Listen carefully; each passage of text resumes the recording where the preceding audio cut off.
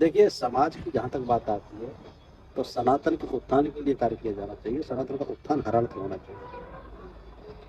मैं एक उदाहरण के द्वारा आपको समझाना चाहता हूँ कि बाबा साहब अम्बेडकर एक रात को बहुत देर तक जग रहे थे। तो कोई पत्रकार आया, विदेशी पत्रकार, उन्होंने कहा कि आप इतनी देर तक जगे हैं, क्यों जगे?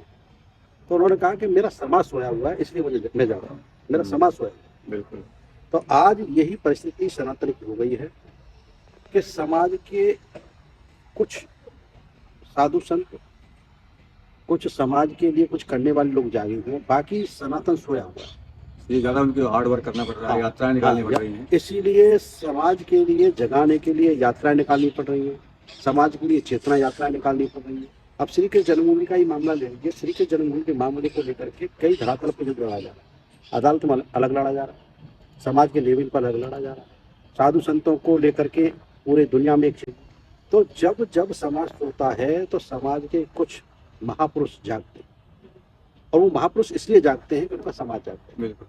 अगर समाज जाग जाएगा तो वो महापुरुष चैन के लिए सोएंगे, आराम से सोएंगे, क्योंकि समाज सोया हुआ है, इसलिए वो जागते, मजबूरी में जागना मजबूरी जागना हार्ड पड़ता है। वर्क करना इसलिए पड़ता भीमराव अम्बेडकर जी का, बाबा साहब का ये उदाहरण बड़ा सार्थक है, और मैं इसे बड़ा ही पॉजिटिव मानता हूँ कि उन्होंने पत्रकार से कहा था कि मेरा समाज सो रहा है, इसलिए मुझे जागना है।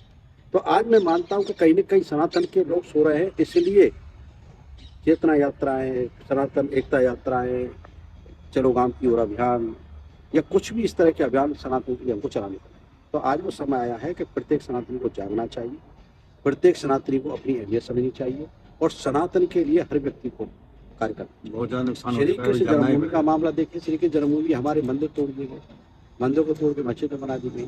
अपने ही मंदिरों को लेने के लिए हमें कितना संघर्ष करना पड़ा, कोर्टों में जाना पड़ रहा है, समाज के सामने जाना पड़ रहा है, आंदोलन खड़े करने पड़ रहे हैं। तो ये बड़ी कहीं ना कहीं हमारे समाज में कई लोग सोए हैं, उस सोने की कीमत हम उठ चुका है।